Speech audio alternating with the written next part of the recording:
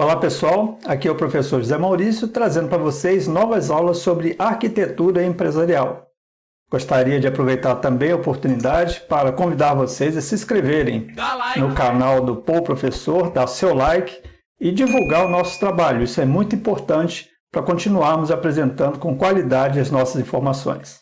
Então vamos lá, vamos à nossa videoaula de hoje. Fluxograma. Um fluxograma é um diagrama que descreve um processo, sistema ou algoritmo de um computador. É utilizado em várias áreas para documentar, para estudar, planejar, melhorar e comunicar processos complexos.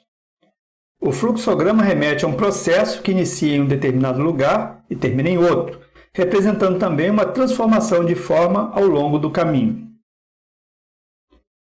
O fluxograma é a representação de um processo por meio de símbolos gráficos, os quais têm o objetivo de descrever um passo a passo, que é o caminho desse processo. Usa retângulos, formas ovais, diamantes e muitas outras formas para definir os tipos de passos, assim como as setas conectoras para definir o fluxo e a sequência. Cada simbologia terá um significado e um objetivo específico dentro daquele fluxograma. O fluxograma pode ser um gráfico simples e desenhado à mão, ou um diagrama mais abrangente, desenhado por computador, descrevendo várias etapas, então bem mais complexo. Então temos aí os fluxos, dentro dos símbolos dos fluxogramas, os símbolos básicos, como o retângulo, também conhecido como símbolo de ação ou símbolo de processo, que representa o próprio processo, ação ou função. É o símbolo mais amplamente usado em fluxogramas. O símbolo de início e fim, também conhecido como símbolo de terminação, é um símbolo que representa os pontos iniciais, finais e resultados potenciais de um caminho. Muitas vezes contém início ou fim dentro da forma. Temos aqui o símbolo de documento, que representa a entrada ou a saída de um documento. Exemplos de entrada são o recebimento de um relatório, um e-mail ou um pedido. Exemplo de saída, usando os símbolos de documento, são geralmente apresentação, memorando ou carta. O símbolo de decisão, que indica uma questão a ser respondida, geralmente como um sim ou não, verdadeiro ou falso, também conhecido como símbolo diamante, né? O caminho do fluxograma pode se dividir em diferentes ramificações, dependendo da resposta ou das consequências em seguida. O símbolo de conector, geralmente usado em gráficos mais complexos, que vão demandar mais de uma página. Esse símbolo conecta elementos separados entre páginas.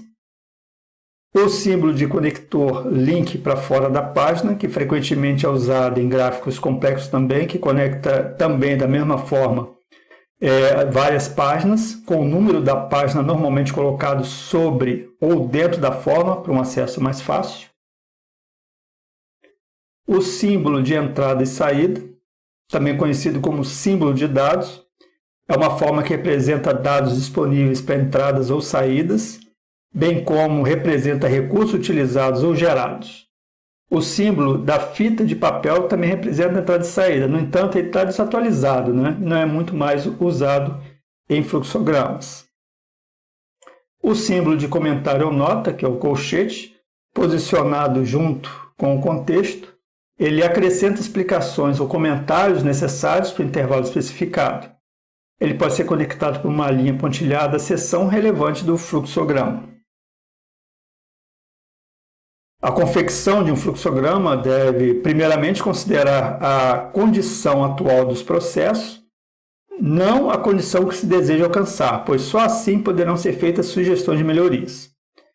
O fluxograma ele padroniza a representação dos métodos e processos, o que proporciona maior clareza na descrição dos métodos. Temos o fluxograma vertical, que é um modelo utilizado para a descrição de um processo que é formado por diferentes tarefas, podendo ser executado por uma mesma pessoa ou por várias pessoas. Temos o fluxograma horizontal, que é mais utilizado quando as tarefas que compõem o processo são realizadas por diferentes pessoas. Enfatizam-se as etapas evidenciam-se a parte que compete a cada integrante, facilitando assim a coordenação e permitindo a racionalização e a redistribuição da atividade. Temos o fluxograma em blocos, que utiliza uma simbologia mais detalhada. Ele não fica restrito a linhas e colunas e visa demonstrar entradas, operações, processos, saídas, conexões, decisões, enfim, entra em muito mais detalhes.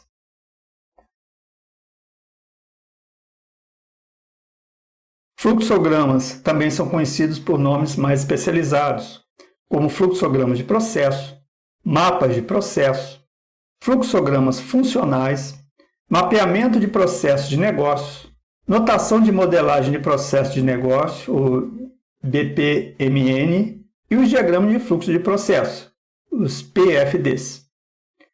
Estão relacionados com outros diagramas bastante utilizados em sistemas de informação, como o diagrama de fluxo de dados, os DFDs, os diagramas de atividade de linguagem de modelagem unificada, os diagramas UML, entre outros.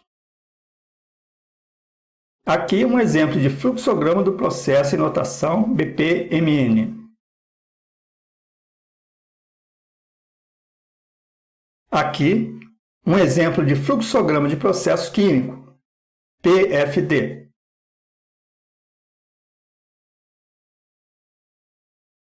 E aqui um exemplo de fluxograma baseado em UML.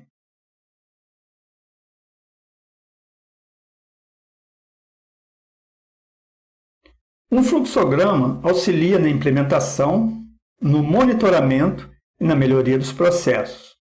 O mapeamento de processo é uma ferramenta utilizada para representar as atividades de um processo, de uma empresa ou de uma organização, apresentando um passo a passo de como esse processo acontece. Após o mapeamento do processo representado no fluxograma, pode-se efetuar algumas análises de indicadores e promover melhorias. A análise do tempo pode ser feita, por exemplo, em um fluxo cronograma que identifica o tempo das atividades de um processo, a fim de obter informações a respeito das atividades que deverão ser priorizadas para melhor proveito do tempo. Nesse caso, é preciso efetuar uma análise dos ciclos de trabalho de uma atividade e do processamento para poder aferir as possíveis ineficiências e efetuar as melhorias que forem necessárias. Podemos também ter a análise de custo. Os custos evidenciam problemas e ineficiências envolvidas no processo, possibilitando identificar a atividade de maior custo durante o fluxo. O objetivo da identificação do custo de uma atividade dentro do fluxo não é controlá-lo, mas poder estimar o valor de cada atividade que foi mapeada. Bom, pessoal, espero que tenham gostado desse conteúdo. Reforço a necessidade de verificarem nosso material em nossa sala de aula virtual, que complementa o que foi aqui apresentado. Agradeço a atenção de todos e aguardo até a nossa próxima videoaula. Um abraço a todos, até lá!